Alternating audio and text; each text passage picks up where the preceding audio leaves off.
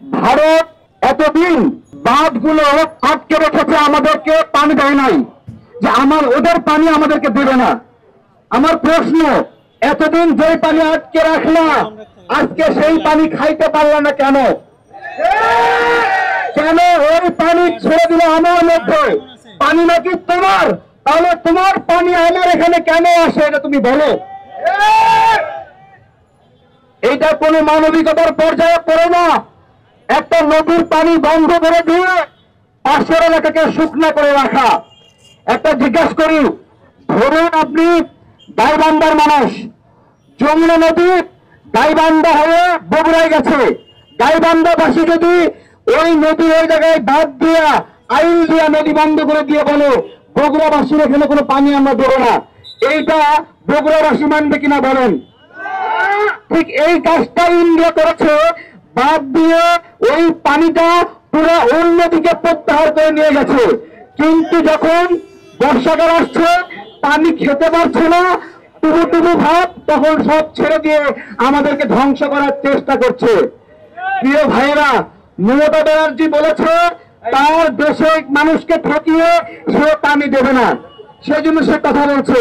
এতদিন ধরে এতগুলো সরকার ছিল, আমার কথা তারা কেন মমতা ব্যানার্জির মতো বলতে পারলো না বাংলাদেশের মানুষকে ঠকিয়ে আমরা কোনো সিদ্ধান্ত নিতে পারবো না? এই কথাগুলো বলো না।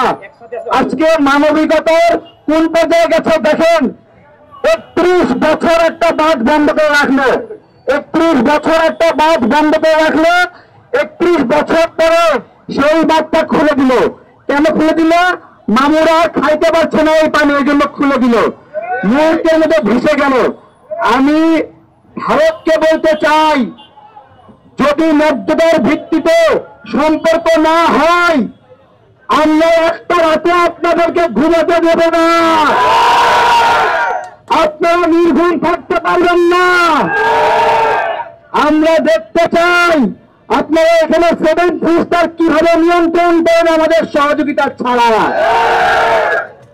রক্তের দাগ শুকায় নাই ভাইরা, কেউ বলে 690 মারা গেছে, বাস্তবে এখনো অসংখ্য লাশের কোনো পরিচয়ই পাওয়া যায় নাই। এই লাশের সংখ্যা কত আমরা জানি না। এই লাশগুলো যে বানাইলো তাকে আদর যত্ন করে রেখে দিয়েছে ভারত। এটা কি বন্ধুত্বপূর্ণ কাজ বলেন? বন্ধুত্বপূর্ণ কাজ না। অনেক হিসাব আছে।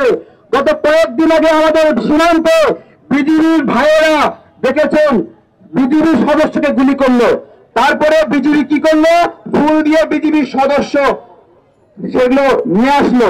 আমার কথা, এর চেয়ে বিজিবির বিষ খাওয়া ভালো ছিল, যে ফুল দিয়ে বিজিবি সদস্য রিসিভ করে, এরপরে মিষ্টি বিতরণ করে।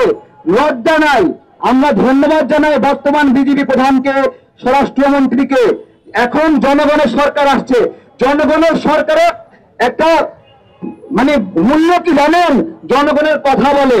আজকে সেজন্যই বলতে পারছে যে বিজিবির পিঠ দেখা থাকবে না, মুখ দেখা থাকবে।